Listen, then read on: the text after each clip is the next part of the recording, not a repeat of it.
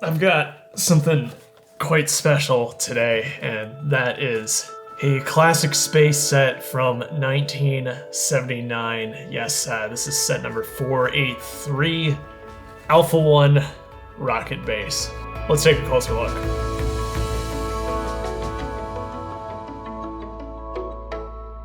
I'll be totally honest, I actually have to build the thing yet, which I think will be an experience in and of itself. One of the best parts about this build process is that I actually get to use the original instructions that were included with this from 1979. It's a great looking manual, full color, and it's amazing that these things look better than whatever instruction manuals they're producing with these summer sets. What the heck? One of the things that's fascinating about these older instruction manuals is that you had to do a lot more of the work on your own. It wasn't as step-by-step of a process, like one brick per step as it is today. You were given 2 pages like this where you build up half the model in an efficient use of space. Of course, I love the theming of the pages, something that they kept around for years, only did away with rather recently. In 12 steps, you build the entirety of this model, which is pretty funny. Today, this would probably be at least 40 steps, but anyway, let's see if I can figure it out. The set did include one of the iconic Moon 32 by 32 raised base plates. Probably as close to perfect condition used as you can get. I found this, as the box suggested, for $8 at a garage sale. I've had this for a number of years, but now I get to share it with you. So with this set, we get 2 classic white spacemen and 1 classic red spaceman. They're surprisingly common. For instance, the red spaceman was included in 46 sets. As cool as he is not rare. The white spaceman, surprisingly, was included in far less, only 37 sets. And there's like European and US versions. There's a lot of crossover. At the end of the day, still a lot of sets, still very attainable. And then you figure you get multiples in some of these sets as well. So they are not rare by themselves. They're rare to have in good condition. And the condition of these ranges from satisfactory to like very, very good. Anyway, let's start building this. This set, when it was introduced in 1979, would have retailed for $12.49, which sounds like a phenomenal deal. That is until you realize, adjusted for inflation, that's nearly $50 today. There's something, dare I say, sacred about putting a model like this together when you essentially have the materials, the instruction booklet in the box. I mean, the set itself is pretty simple. There's only so far 170 pieces could get you. We've got our tanker vehicle, which of course is 2 separate components. The rover in the front and then the tanks in the back. There's these 2 flexible tubes that can be hooked up actually to the nozzles here to imitate pumping fuel into the rocket. I'm not going to actually connect them up as these are old, they might crack and it would be sad.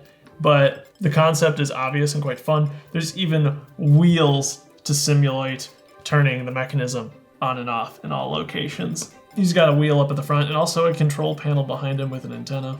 Pretty simple stuff, but it's adorable and I love it. The base itself is super straightforward. We've got the launch platform that does, in fact, break away to allow the rocket to blast off.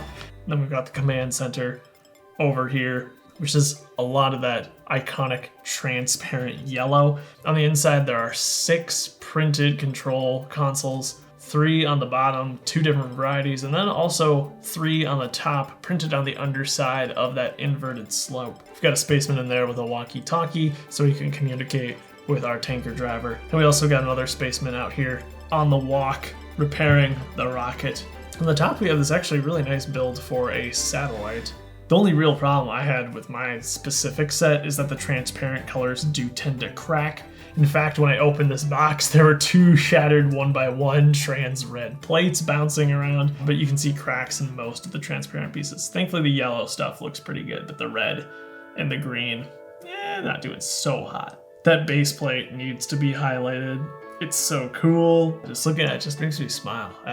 It's hard to explain, because I know the box isn't as attractive to look at, but still quite fascinating. We got the old Lego logo there. different font, ages 6 and up. And on the side here, they were defending Specialized Pieces back in 1979 already. Pretty crazy. Specialized Pieces add realism to the fun of building with this set and expand any LEGO collection. There's some alternate builds on the back, which are actually quite diverse. So you can make a spaceship out of all this. You can make a different attachment for that driving unit. Yeah, like a missile, looks like. A different launch platform, and then a really large rocket here. So I believe there's stuff on the inside too. All LEGO building sets are safe, non-toxic, durable, and color fast. This one held up at least. Set in the sun for 40 years. Different story. The instructions too, it's worth pointing out on the back. This shows it alongside the other sets released during the late 70s. It's hard to put into words how awesome a set like this is. It's something that has to be appreciated in person, I think. I love how even a small little set like this, there's a clear story, a clear mission, clear purpose. LEGO has changed a lot since that time, but there's a lot of familiarity here. And if you like LEGO, something like this is going to make you smile. So I hope that's exactly what it did. And if you like classic space stuff, I do have 3 more sets we can look at in the future. Absolutely magic. That's what this is. It's just magic. That's what it feels like. Thanks for watching.